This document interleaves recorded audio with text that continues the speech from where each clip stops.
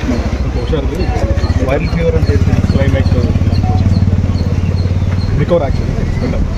Sir ಇವತ್ತು ಭೇಟಿ ಆಗಿದ್ದು ಫಸ್ಟ್ ಏನು ರಿಯಾಕ್ಷನ್ ಏನು ಅದು ಯಾವಾಗ ನಾನು ಯಾವ ಸ್ಮೈಲಲ್ಲಿ ನೋಡಿದೆ ಅದೇ ಒಂದು ಸ್ಮೈಲ್ ಅದೇ ಹೇಳಿಲ್ಲ. ಅವ್ರಿಗಿಂತ ನಮಗೆ ಅವಾಗ ವೀಕ್ ಆಗಿದ್ದೆ ನಾವು. ಯೂಶ್ವಲಿ ನಿಮ್ಮನ್ನು ಕರೆಯುವಂಥದ್ದು ನಿಮಗೂ ಅವ್ರಿಗೂ ಮೊದಲಿಂದನೂ ಆಗ್ತಿದೆ, ಭೇಟಿ ಮಾಡಿದ್ವಿ. ತಕ್ಷಣ ಹೊರಗಡೆ ಭೇಟಿ ಮಾಡೋದಕ್ಕೂ ಇಲ್ಲಿ ಭೇಟಿ ಮಾಡೋದು ಅಂದರೆ ಇವಾಗ ಅವ್ರು ಇರುವಂಥ ಸಿಚುವೇಶನ್ನು ಸಾಕಷ್ಟು ಒಂದು ಬೇರೆ ರೀತಿಯಲ್ಲಿ ಏನು ಚರ್ಚೆ ಸರ್ ಏನಿಲ್ಲ, ಬೇಸಿಕ್ಲಿ ಹೇಗಿದ್ದಾರೆ ಅವ್ರ ಹೆಲ್ತು ಅದ್ರ ಬಗ್ಗೆನೇ ಚರ್ಚೆ ಆಗಿದೆ. ಏನಿಲ್ಲ ಮನೆ ಆರಾಮಾಗಿದ್ದೀನಿ, ಸ್ವಲ್ಪ ಜ್ವರ ಇತ್ತು, ಏನು ತೊಂದರೆ ಇಲ್ಲ ಅಂತಲೇ ಹೇಳೋದು. ಬೇಸಿಕ್ಲಿ ಅದ್ರ ಬಗ್ಗೆನೇ ಮಾತಾಡಿದೆ ಹೊತ್ತು ತಮ್ಮ ಮದುವೆ ಬಗ್ಗೆ ಅದು ಅವ್ರಿಗೆ ಮುಂಚೆನೇ ಗೊತ್ತಿದ್ದು ವಿಷಯ.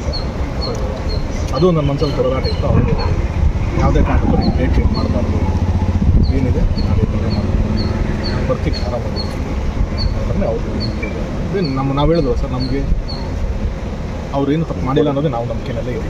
ಸೊ ಹಾಗೆ ಆಗಲಿ ಅಂತ ಹೇಳಿ ಸರ್ ಇನ್ವಿಟೇಷನ್ ಅನುಮತಿ ಏನಾದರೂ ಪಡ್ಕೊಂಡಿದ್ದೇನೆ ತಮ್ಮ ಏನು ಕಾರ್ಯಕ್ರಮಕ್ಕೆ ಬರೋದಕ್ಕೆ ಏನಾದರೂ ಆ ಒಂದು ಮಾತು ರೂಲ್ಸ್ ಪ್ರಕಾರದಲ್ಲಿ ಏನಿದೆ ಆ ವಿಸಿಟಲ್ಲಿ ನಾವು ಅಲ್ಲ ತಮ್ಮ ಮದುವೆಗೆ ಅದಕ್ಕೆ ಸ್ಪೆಷಲ್ ಪರ್ಮಿಷನ್ಗೆ ನಾನು ಹೇಳ್ತಾ ಅದಕ್ಕೆ ಮುಂಚೆನೇ ಬರ್ತಾರೆ ಅನ್ನೋ ನಂಬಿಕೆ ಇದೆ. ಓಕೆ, ಇನ್ವಿಟೇಷನ್ ಕಾರ್ಡ್ ಏನೋ ತಲುಪಿಸಿದ್ರೆ ಸರ್ ಇವತ್ತು? ಇಲ್ಲೆಲ್ಲ ಏನು ತೊಗೊಂಡೋಗಕ್ಕೆ ಬಿಡಲ್ವಲ್ಲ ಸರ್, ನಮ್ಮ ಕೈಲಿ ಮಾತಾಡಬೇಕು. ಸೊ ಆಶೀರ್ವಾದ ಪಡ್ಕೊಂಡಿದ್ದೀರಾ? ಹೌದು ಸರ್. ಸರ್ ಸಿನಿಮಾ ಬಗ್ಗೆ ಏನಾದರೂ ಮಾತಾಡಿದ್ರೆ? ಇಲ್ಲ ಸರ್, ಏನು ಜನರಲ್ಲಾಗಿ ಹೇಗಿದೆ ಸಿನಿಮಾ ಹೊರಗಡೆ ಎಲ್ಲ ಏನು ಅದಷ್ಟೇ ಬಿಟ್ಟರೆ ಬೇಸಿಕ್ಲಿ ಆ ಹೆಲ್ತು ಅವ್ರಿಗೆ ಆರಾಮಾಗಿದೆ, ಅದೇ ಮಾತುಕತೆ ಆಗಿದೆ. ಇಂಡಸ್ಟ್ರಿ ಬಗ್ಗೆ ಅದು ಕ್ಯಾಶುವಲ್ ಆಗಿ ಕೇಳೋಕ್ಕೆ ಅವ್ರಿಗೊಂದು ಯಾವಾಗಲೂ ಅದ್ರ ಮೇಲೆ ಪ್ರೀತಿ ಇದ್ದೇ ಇದೆಯಲ್ಲ. ಸೊ ಏನು ಸಿನಿಮಾಗಳು ಏನು ನಮ್ಗೆ ಗೊತ್ತಿದ್ದಲ್ಲ. ಸರ್ ಎಷ್ಟು ದಿನದಿಂದ ಜ್ವರದಲ್ಲಿದ್ದಾರೆ ಸರ್? ಸಾರಿ, ಎಷ್ಟು ದಿನದಿಂದ ಫೀವರ್ ಅಂತ ಹೇಳ್ತಿದ್ರಲ್ವ, ಎಷ್ಟು ದಿನದಿಂದ ಇದ್ರಂತ? ಅದನ್ನೇನು ಕೇಳಿಲ್ಲ ಸರ್, ಓಕೆ, ಏನು ಕೇಳಿಲ್ಲ. ಬಟ್ ಅದೇ ಸ್ವಲ್ಪ ಜ್ವರ ಥರ ಇರ್ತದೆ. ನಾನು ಸಂಜೆ ಹೊತ್ತಾದ್ರೆ ಸ್ವಲ್ಪ ಜ್ವರ ಬರ್ತಾ ಟ್ರೀಟ್ಮೆಂಟ್ ತಗೊಳ್ತಿದ್ದಾರೆ, ಈಗ ಸ್ವಲ್ಪ ಪರವಾಗಿಲ್ಲ ಅಂತ ಹೇಳೋದು. ಸೊ ಹೊಳಗಿನ ಫುಡ್ಡು ನನಗೆ ಅಡ್ಜಸ್ಟ್ ಆಗ್ತಿಲ್ಲ, ಈ ಅನುಮತಿ ಕೂಡ ಅಪ್ಲೈ ಮಾಡಿದ್ದಾರೆ. ಅದು ಇವತ್ತೇನೋ ಹೌದು, ಇವತ್ತಿದೆ. ಅದ್ರ ಬಗ್ಗೆ ಏನಾದರೂ ಹೇಳಿದ್ರೆ ಫುಡ್ ಬಗ್ಗೆ ಸ್ಮೈಲ್ ಮಾಡಿದ್ರೆ ವೆಯ್ಟ್ ಲಾಸ್ ಏನಾದರೂ ಆಗಿದ್ದಾರೆ, ಏನೋ ಫುಡ್ ಅಡ್ಜಸ್ಟ್ ಆಗಿಲ್ಲ ಅಂತೇಳಿ ಏನೋ 8 kg ಲಾಸ್ ಆಗಿದ್ದಾರೆ ಅಂತ ಕೇಳ್ಪಟ್ವಿ. ಹೌದಾ? ಎಷ್ಟು ಕೆ ಜಿ ಅನ್ನಿಸಲ್ಲ, ಬಟ್ ಸ್ವಲ್ಪ ವೆಯ್ಟ್ ಲಾಸ್ ಅಂತ ಕಾಣಿಸುತ್ತೆ, ನಿಮಗೆ ಎವಿಡೆಂಟಾಗಿ ಕಾಣಿಸುತ್ತೆ. Okay, thank you sir. Kannada Arjuna ಆನೆ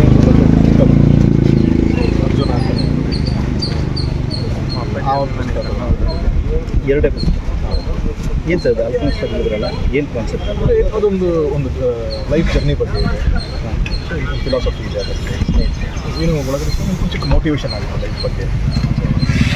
ಅಂದರೆ ವಿಶ್ವಾಸ ಹೆಚ್ಚಾಗಲಿ ಅನ್ನೋದು. ಅಂದರೆ ಯಾವ ಸಿಚುವೇಶನ್ ಆದ್ರೂ ಅದರಲ್ಲಿ ಏನು ಪಾಸಿಟಿವ್ ನೋಡ್ಬೋದು ಅನ್ನೋದ್ರ ಬಗ್ಗೆ. ಯಾವುದೇ ಪದ್ಧತಿ ಎಲ್ಲರ ಲೈಫಲ್ಲೂ ಒಂದು ಪ್ರಾಬ್ಲಮ್ಸು, ಒಂದು ಅಡೆತಡೆಗಳನ್ನು ತಂದೆ ಬರುತ್ತೆ. ಅದನ್ನು ಮೀರಿ ಹೇಗೆ ನಾವು ಬದುಕಬೇಕು ಅನ್ನೋದನ್ನೇ ಬುಕ್ ಅದು. ಸರಿ, ಸಂಬಂಧಪಟ್ಟಂಗೆ ಏನಾದರೂ ನಿಮ್ಮ ಜೊತೆ ಸಂಬಂಧಪಟ್ಟಂಗೆ ಏನು ಕೇಳೋದು ಕೋರ್ಟಲ್ಲಿದೆ, ಅದು ಲಾನ್ ಇದೆ ಅಂತ ಹೇಳಿದ್ರೆ ಸರ್. ನಾವೆಲ್ಲ ಏನಾಗ್ತೀವಿ, ಹ್ಯೂಮನ್ ಎಮೋಷನ್ಸ್ ಅಂತ ಇರುತ್ತೆ. ನಾವು ಯಾರನ್ನ ತುಂಬ ಇಷ್ಟಪಡ್ತೀವಿ, ನಮ್ಮ ಅಷ್ಟು ಒಲವು ಅವ್ರ ಕಡೆನೇ ತಿರುಗುತ್ತೆ. ಸರಿನೋ ತಪ್ಪು ನಮ್ಗೆ ಆ ಕಡೆನೇ ವಾಲ್ತಾ ಇರ್ತೀವಿ ನಾವು.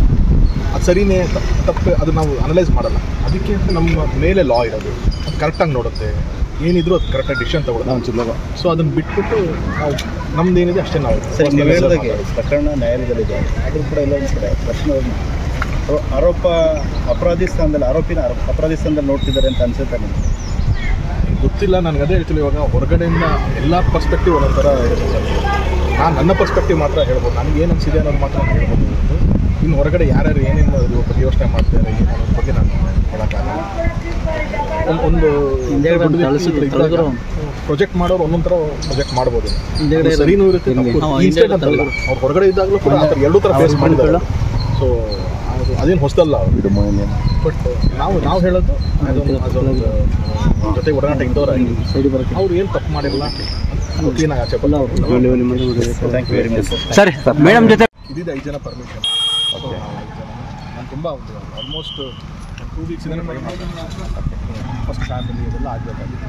ಅದಕ್ಕೆ ನನಗೆ ಇವತ್ತು ನಿನ್ನೆ ಅಂದ್ಕೊಂಡು ನಿನ್ನೆ ಕೋರ್ಟ್ ಇತ್ತು. ಸೊ ಇವತ್ತಿಗೊಂದು ಭೇಟಿ. ಮದುವೆ ಡೇಟ್ ಯಾವ ಸರ್? Thank you.